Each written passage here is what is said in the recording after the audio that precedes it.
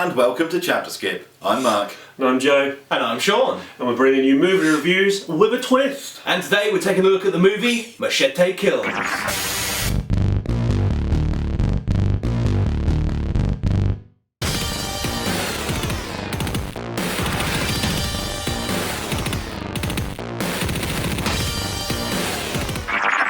In a fashion that only the awesome Robert Rodriguez can, Machete Kills opens with a trailer for the third Machete movie, which for the fans of the first film will already know is called Machete Kills Again.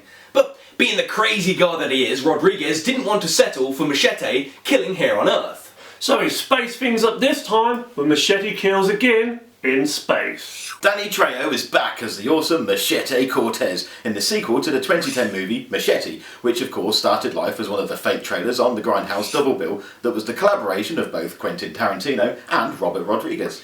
Much like the first film, and most of Robert Rodriguez's flicks, he likes to be involved in all aspects of it. This time around he's taken things easy by only taking on the writing, the directing, cinematography, editing, and the producing. Also returning to the movie alongside Danny Trejo is a gorgeous Michelle Rodriguez and the awesome effects wizard Tom Savini. Not to mention a whole slew of familiar faces that fans of Robert Rodriguez's past films will recognise as well. There's also a whole host of new faces in the film, which include Sofia Vergara, Amber Heard, Antonio Banderas, Cuba Gooding Jr., William Sadler, Carlos Estevez, Lady Gaga, and even Mel Gibson. Now, once the frankly awesome trailer with its Star Wars references is out of the way, then the movie itself begins. And whereas in the first film, Machete was tasked with saving Mexico, this time he's out to save the world. Now you see there's this rather nasty chap called Mendes, played by Damien Bashir. And he's pretty much public enemy number one. So, the US president, who's played by Carlos Estevez, he hires Machete to take out Mendes, which isn't quite as easy as it sounds, what with Mendes having rigged a device to his heart that will launch a missile at Washington should his heart ever stop beating. Now, to go into any details of the plot would take a long time, as there's so much stuff going on, and it could also spoil a few elements for you, so unfortunately, we're not going to do that. But what we are going to do is tell you some of the highlights of the worst and best bits about this movie. Well, there are decapitations, Michelle Rodriguez in her little shorts and tight top, Danny Trejo being a badass, a hothouse full of harmful hookers, the deadliest bra since the drill bra from Machine Girl. There's Michelle Rodriguez in her little shorts and tight top, Mel Gibson in a cape, and there's Michelle Rodriguez in her little shorts and tight top. Oh, and Danny Trejo being a badass. There's also some cool references to other things from other Robert Rodriguez films or projects, such as the El Rey Network, and a ringtone that's based on the Desperado theme tune. Or even the return of the awesome crotch gun.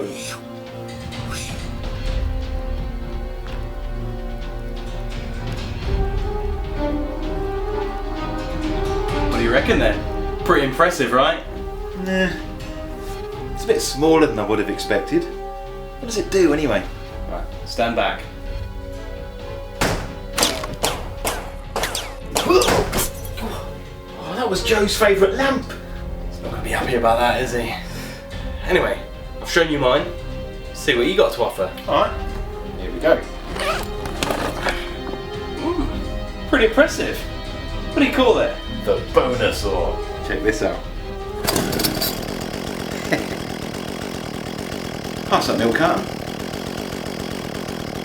Cheers, mate. What's this? All this bloody noise! What's happened to my lamp? And my milk carton? I was going to recycle that, Mark. Right, Joe, what are you doing? We're just comparing sizes. See what you got. Well, mine's slightly different. Here, I'll show you. Let's stand back a bit, guys. It's going to be an explosion. It's coming. It's coming.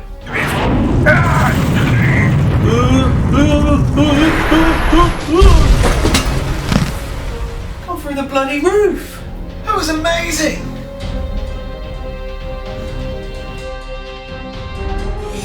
This film has stepped everything up. When I say everything, I don't mean a bit more extra blood or a few F-bombs being dropped. We mean everything has been ramped up, which means that all of the great stuff from the first film that you loved so much, such as the crazy and inventive ways that people get murdered, to all the things that you probably may have disliked about Machete, such as the absurdness and the sheer outlandishness that borders along the lines of complete stupidity. Machete managed to get away with it in that respect as it finally towed the line. In Machete Kills, they stepped so far across the line that at some points of the movie I felt like I was in the head of a deranged psychotic 8-year-old who's got ADHD. Now, I thought there were so many awesome things in this movie that I found it hard to pick out a favourite standout moment, as the entire film is end-to-end standout moments. 1 minute you're wondering if you just heard a hint of the transforming sound effect from Transformers, to then realising that you've just seen a shot that was ripped directly from Mad Max, before you're then laughing your ass off at a scene that I can only describe as the nose-diving boat slice of doom. Not that boats are the only vehicle of choice when it comes to dispatching of bad guys though, as there also seems to be an epidemic of helicopter-related deaths too. Now, if you thought Expendables and Die Hard was over the top, you're in for a good treat here. Now, as a massive fan of the first film, I could not wait to see what Rodriguez did with this film, but boy was I annoyed. This film just seemed to lack, like Robert Rodriguez just didn't care about the plot, the storyline, or the character development. I mean, having Machete now as some sort of superhero, I mean, what was that all about? And also having Tom Savini come back in the film, when in the first film he was an awesome badass, now he's some nice guy. The only good thing about this film, I thought, was Charlie Sheen. I wanted so hard to love this movie, but I really didn't. It was pretty bad. Don't get me wrong, it had its high points and there were many reasons to smile whilst watching it, but that's about it. It reminded me of one of those porn films with a convoluted storyline that you try and follow what's going on, but by the end of it you get lost and ultimately forget about the storyline and just focus on the action. Let's just hope and pray that Robert Rodriguez doesn't mess up Sin City 2 as much as he messed up this film. Normally, when I watch a film that we're going to review, I make a few notes of things that I want to mention or things that I think might work as a skit, and I generally make a note of about half a dozen or so things.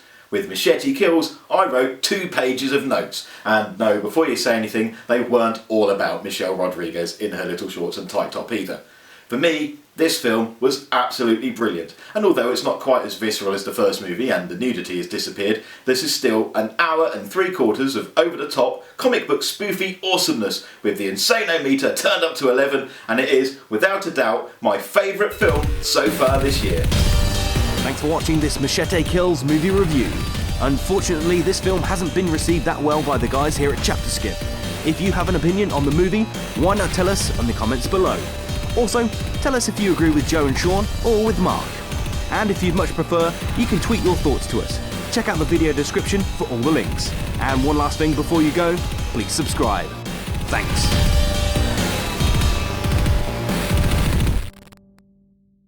And the deadliest bra since the drill bra from Machine Girl. There's also Michelle Rodriguez in her little shorts and tight top, Mel Gibson in a cake. Mel Gibson in a cake. You gotta do Mel Gibson in a cake. You gotta put Mel Gibson in a cake, girl. The crappiest stripper. Happy birthday, Mr. President. The crappiest stripper you'll ever hire. Mel Gibson in a cake.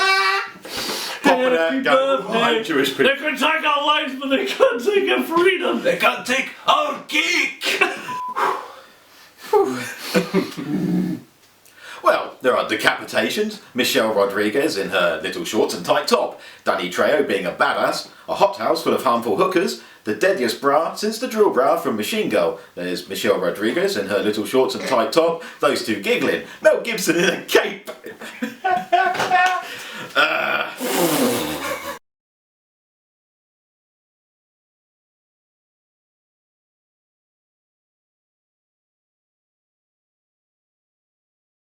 That they may take our lives, but they'll never take our freedom!